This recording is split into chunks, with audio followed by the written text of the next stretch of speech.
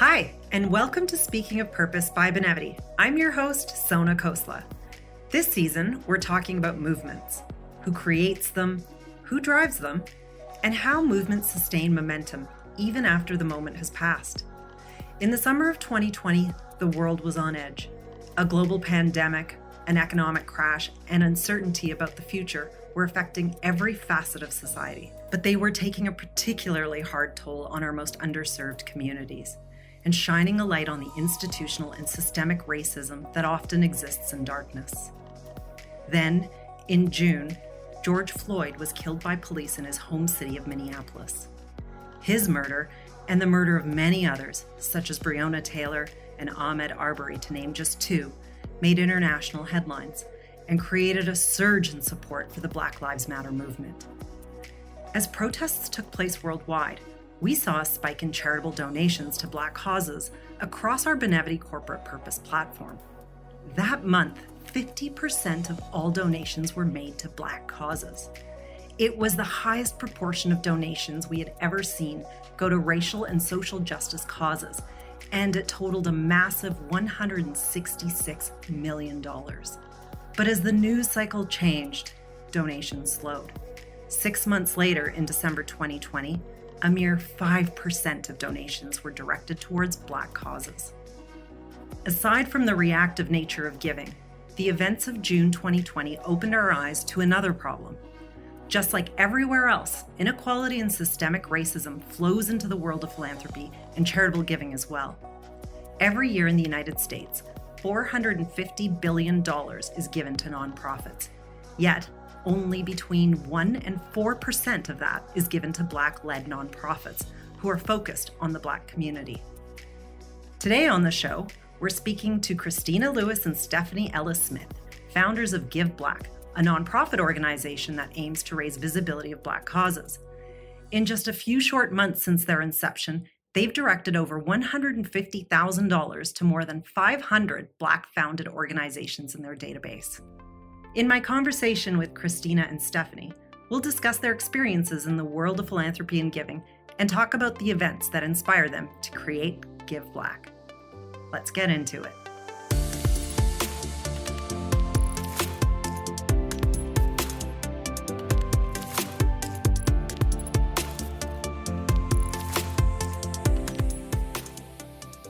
Hi, Stephanie and Christina. It's great to have you on the show. So excited to talk to you about Blck and everything that's led up to it and has come since you launched it. I'd love to just start maybe right at the very beginning. What first drew you into the world of giving? Thank you so much, Sona, and it's such a pleasure being here. Giving really is a part of my family tradition, and it started very early for me, even honestly in the church and tithing every week. But then in a more formal way through my parents, particularly my father's charitable practices. So he had a family foundation, and I ended up serving on that board since I was pretty young. And it's a sad story. Unfortunately, it was because he passed away, and I ended up serving in this capacity and taking on some of that responsibility. That it was important to me and to him to always give back, especially to the African American community. So doing that and doing charitable work for racial equity has just been part of how I was raised. Stephanie, how about you? I think similar with Christina, our family grew up very Catholic, New Orleans Catholics, and my grandparents went to Mass every day.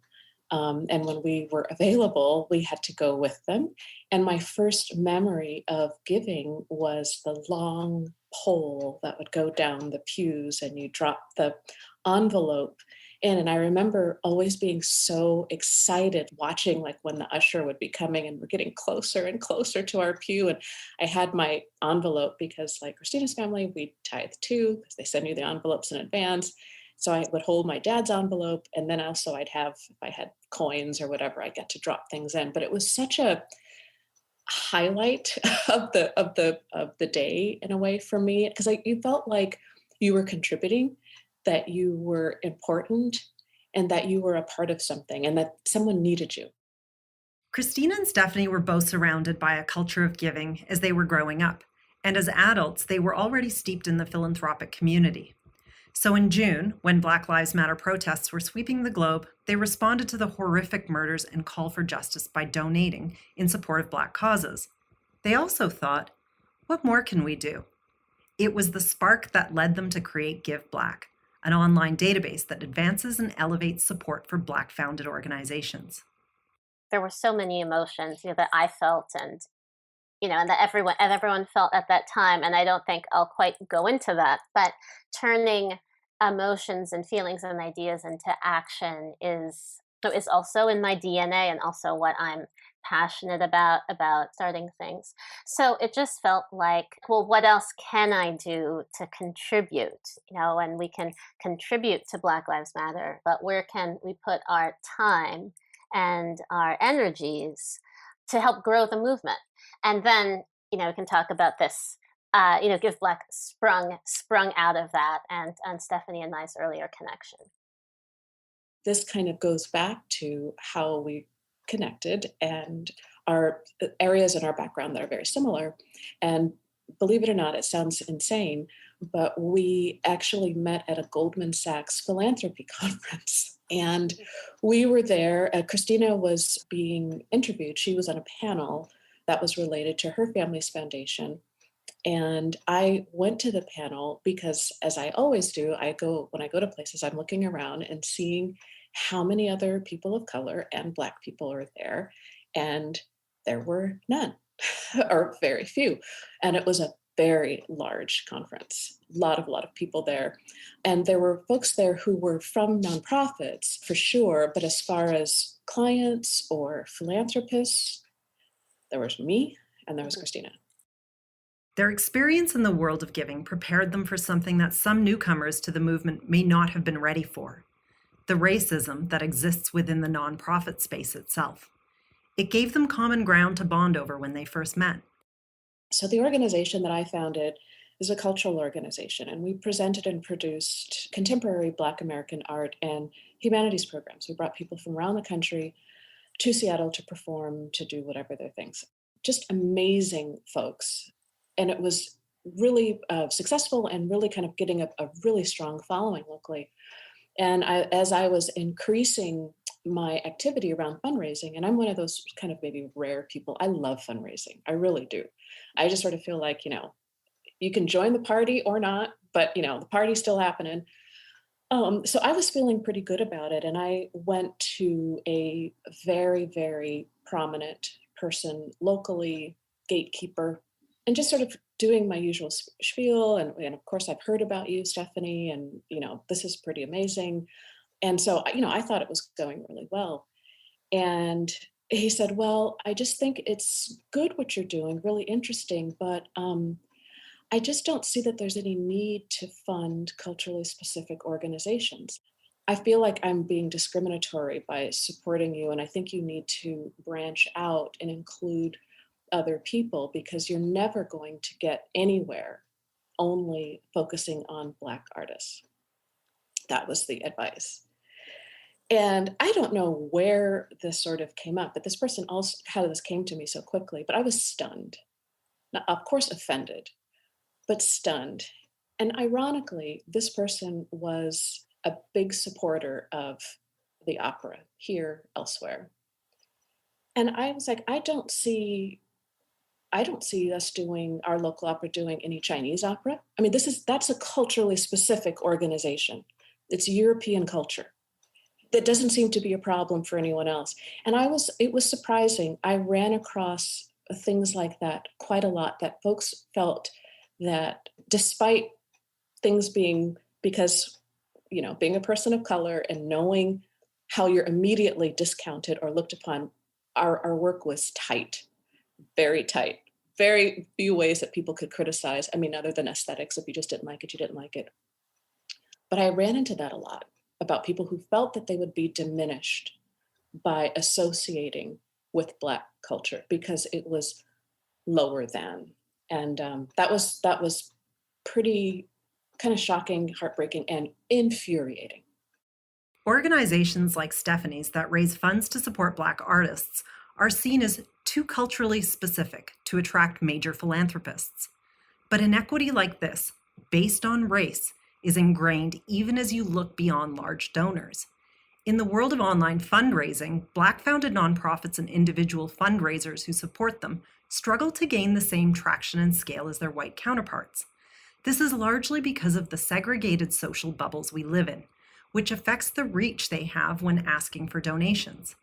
And it affects the magnitude of impact Black causes can have and leads to a vicious cycle of systemic racial inequity.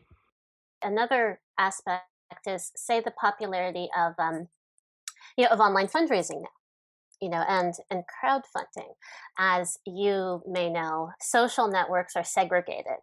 A huge percentage of white people have like all white Facebook friend groups, at least as of a few years ago. And a huge number of Black people live in an entirely Black world. So much of our realities are still segregated. So when you take, say, crowdfunding, a Black founder is very likely to be fundraising from a largely Black or largely POC network, and much more tangentially connected to people of other races. And the wealth gap being what it is in this country, with Black families having anywhere from just 7% to 15% of the net worth of a white family, depending on the statistics, you're going to be less successful crowdfunding. And then what happens is that larger funders, they go and they say, well, we're just going to look at your metrics. And look, this organization, they did a crowdfunding campaign and they raised X amount. When it's really not fair. It's not an even playing field, because this founder doesn't have the same connections to people who have more money. So Exactly. them getting a $50 donation, $25 donation, is as hard, in some ways harder than someone white getting a $500 or $1,000 donation, because their network is simply wealthier. And the point is that, Black-led organizations, if you're talking about fighting poverty, if you're talking about, improving the lives of Black people, educating Black people, or things to do with the community, it's pretty clear that as far as the work goes, they're very likely to have better solutions, or certainly like solutions that should be magnified and grown. And this isn't about, it's not a competition. I mean, it's wonderful that people of all races, and of white people start charities and, raise money for charities, and, and that's great. But the Black-led charitable sector, is far too small, far smaller than it should be. And, America and the world would be bettered if there were racial equity in giving, so that Black-led solutions can really be developed.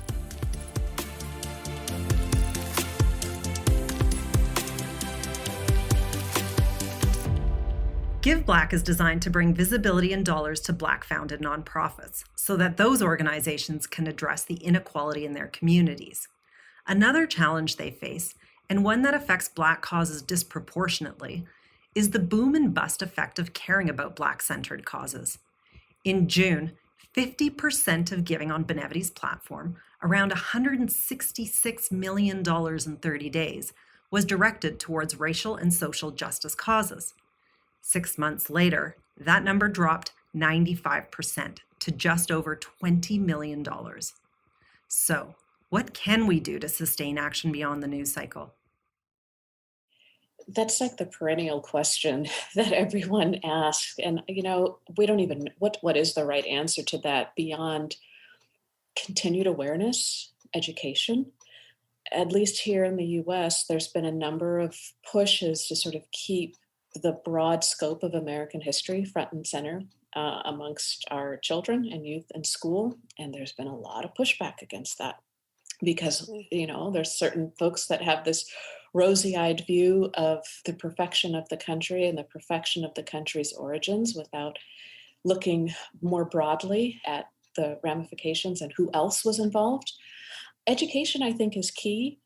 And then also being more conscious about how we spend our money, and where our money is going. I'm a big believer and supporter of the work that you all are doing with Benevity around corporate social responsibility. I think corporations are not given as much responsibility as they should have in helping to change the way people go about their daily lives and their behavior, because so much of our behavior is driven by consumer behavior. And if we are able to think more critically about who we shop with, where our money goes, I think businesses will behave differently. And as our society shows, as companies go, so does everybody else. There's a huge opportunity for leadership there that hasn't been fully picked up. And I think the more people stay active and pressing their buyers and suppliers and companies, I think we will start to see more consistent change. But it really does take concerted, consistent efforts at all aspects of our lives. But it's exhausting. It's hard to do. But I don't think that there's any shortcuts to that work.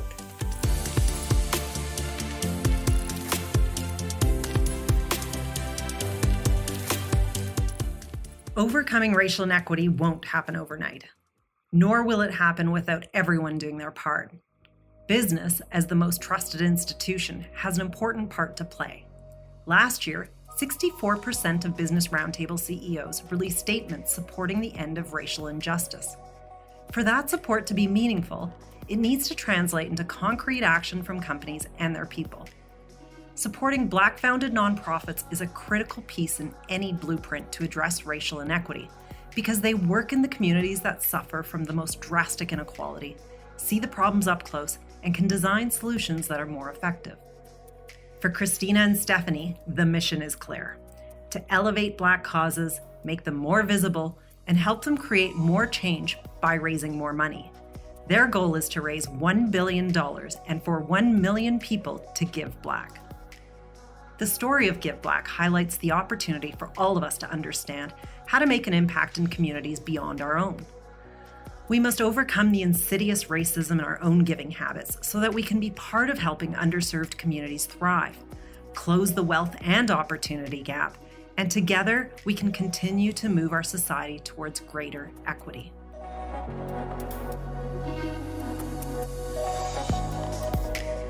Today's episode of Speaking of Purpose was created by the passionate team here at Benevity. If you enjoy our show, please share it with a colleague or a friend you think would find it interesting. Special thanks to Christina Lewis and Stephanie Ellis-Smith. Go to giveblack.org. That's GIVEBLCK.org, and it's Black without an A, to check out their work. For the link to their site, Benevity Impact Labs, and other helpful resources, please check out the show notes.